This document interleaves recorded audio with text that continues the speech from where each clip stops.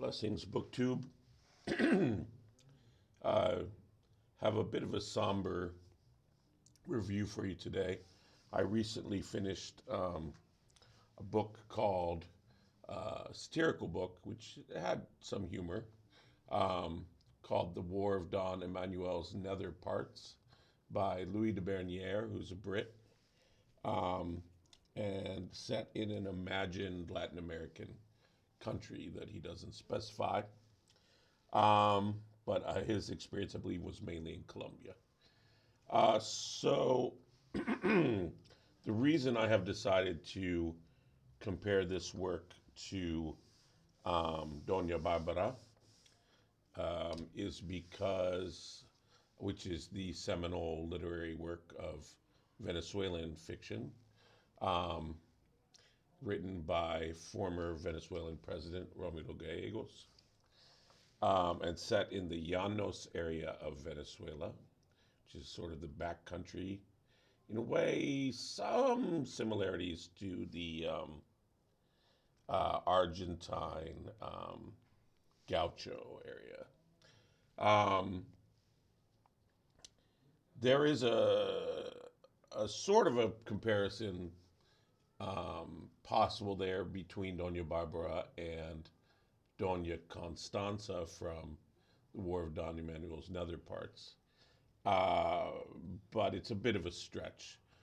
To be frank, the reason I am looking at Dona Barbara, which I must tell you I read A, some time ago, and B, I read it in Spanish, but at a time when my Spanish was not totally up to getting all of the levels of nuances of the language of a really intricate novel in Spanish.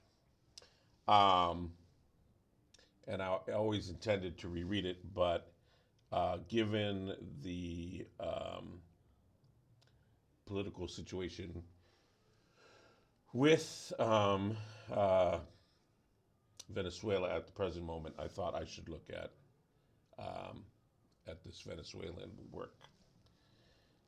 So we'll start with that. Dona Barbara is she's called everything from sorceress to tomboy. She is, in a way, a latifunda type, of a local landlord who's, all powerful basically in their domain.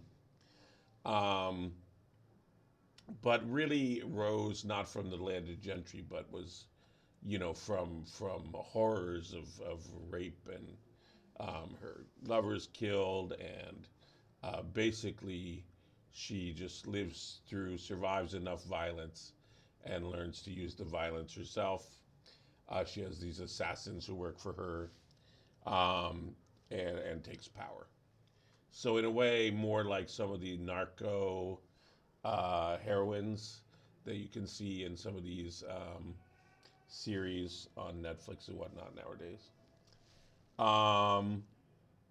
She's a bit of that as well. But all tempered by her kind of falling in love with this city boy, sort of rational guy who comes to his inherited land in the Llanos to try to, make it profitable and improve the situation for the Llaneros and do all these great, enlightenment things for the backlands. And I won't tell you how that ends between him and her. But it is a very interesting way to paint that conflict. Of course, they're both also symbolic of wider movements in the archetypes of nature and land and all of that, but also Latin American history. So it's an amazing read. Definitely, please read it. It's much more than a costumbrista. But I can't agree with it as a sort of precursor to magical realism.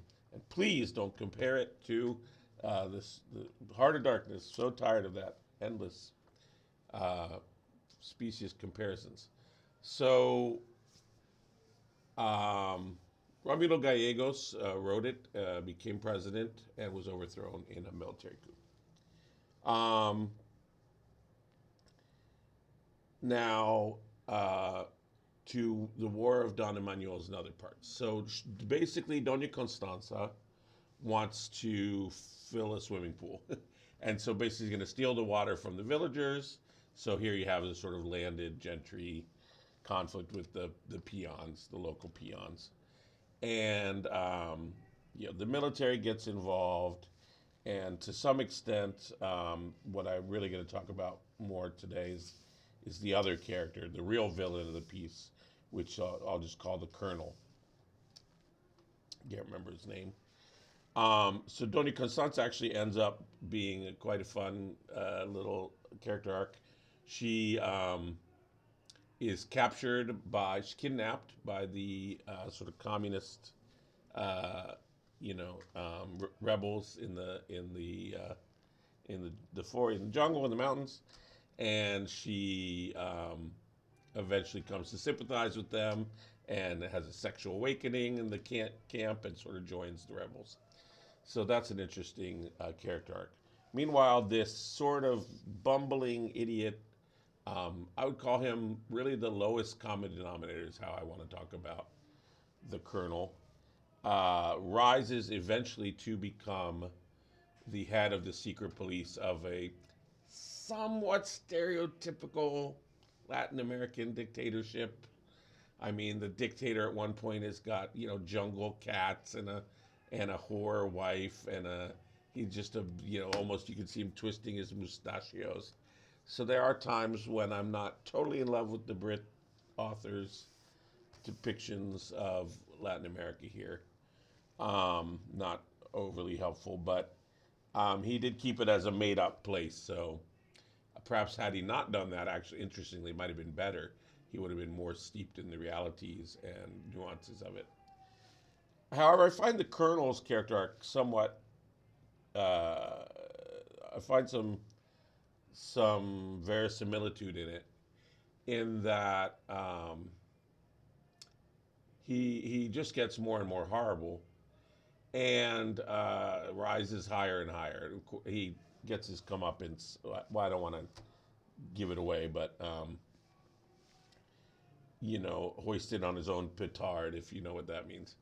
He is interesting for me in light of the current situation, because we often think of, let's say, the SS, right, which is the prototype of these secret police characters, as if we want to demonize them, they're just baddies. They are the last baddies that everybody can agree, right? However, the argument has always been sort of, I'm just following orders. But really, what that really means is survivalist, right? Kill or be killed, basically, right? Um, and I find that myth kind of, um, those moments happen to the Colonel, but I find that myth in somewhat debunked, because what really happens is it's not that the Colonel is inhuman, but that he's all too human. Um, he's not clever. He's not, clever enough or humane enough to avoid just bumbling from one situation to the next. Particularly harrowing is his journey into rapist. He's got total power over these people he kidnaps and interrogates and disappears. He disappears them out of pure fear that they would come back on him, and he doesn't know what else to do with them. And again, it's just out of sheer stupidity. And a prisoner eventually offers herself to him, and then he eventually succumbs to um, the temptation to rape. And after that, it's sort of, uh, it's that's, I would say, the nadir.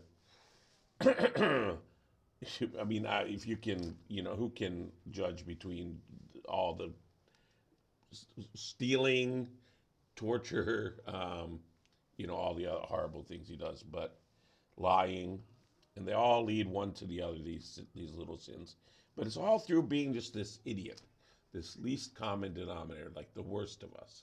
You think of the worst person in your elementary school class, or and then being in that person's power. And how does such a person rise to power? It's very convincing how he is put eventually in power. Basically, it's a dumb military um, intelligence. He is credited with some victories that are are not. He basically just survives out of pure idiocy. Survives when the others die out, and he's sort of given the credit. Um, and I would like to say that the CIA and the School of the Americas are, you know, we still have these movies coming out with CIA heroes, and the CIA keeps funding these juntas, these assassinations, propping up these dictators. I mean, there will be a day when everyone will recognize them as the SS that they are, and be like, how did you guys not see this? But um, one of the pieces of the U.S. Constitution that makes it somewhat successful is the checks and balances between the branches of power. To declare war um, is the sole prerogative of Congress. Only Congress can declare war. Now, well before Iran-Contra, there was Vietnam War. This has been eroded, right? But you cannot make an argument to me that if Trump, who is a caudillo in the pure Latin American tyrant dictator sense, um, and military supporting him are not following commander in chief in law. They are a junta, and they are acting extrajudiciously. They are acting against the law, against international law, and more importantly, against our own constitution, which I, by the way, just like the president, had to swear to uphold when I was in the Peace Corps. So, when you are removing a head of state of another country, that's regime change. And regime change is war. There is no other way to discuss what Trump has just done to Venezuela. So he committed an act of war without a declaration of war from the U.S. Congress. And therefore, he is a war criminal. And everyone within the United States and without must immediately resist this Trump action and really, frankly, series of actions. I mean, one wondered, why is he declaring sudden war on Greenland and Canada? It was just training us to be prepared for him to just declare war on whoever he wanted. But of course, it's not surprising that it would be on a oil power. Now would it? All right, so I have broken my rule to stay out of politics, and with just a pretty spurious connection to a discussion of a novel. Although I do think the Colonel's journey there is interesting. Although Trump, of course, is not he is an idiot, but he's not. He is definitely from the landed gentry class, right? But they like to play on that good old boy, all American cowboy thing. Him and the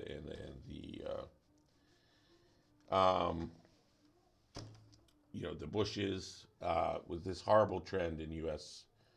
political history that has to end. Anyway, so I apologize for going into the politics. I tried to keep it to the end of this, so if those of you who didn't like it probably are not still listening at this point. Any of you who are, still listening probably agreed with my politics anyway. If you are still listening and you disagreed with my politics or my decision to include politics in this discussion, I truly apologize. I will continue to try to keep such things out of my videos, but in this particular case, I was just too upset and too uh, compelled to do something to protest in my own little way. I did, by the way, vote. I kept my voting rights in New Mexico State because it's one of those few western southern states that sometimes goes Democrat. And we kept New Mexico Democrat. So I did help vote against Trump and keep my state's electoral votes away from him. But fortunately, this is what we've come to. Pray, pray, pray, pray, pray. He gets out at the end of this term, if not before. But I don't know what's going to happen. Anyway, I'm over here in Bangkok. Who knows where I'll end up? And I'm wishing, peace for you all, peace for Venezuela, peace for Ukraine and Russia, and, peace for Iran and just everywhere. And peace to you and happy reading. Sorry.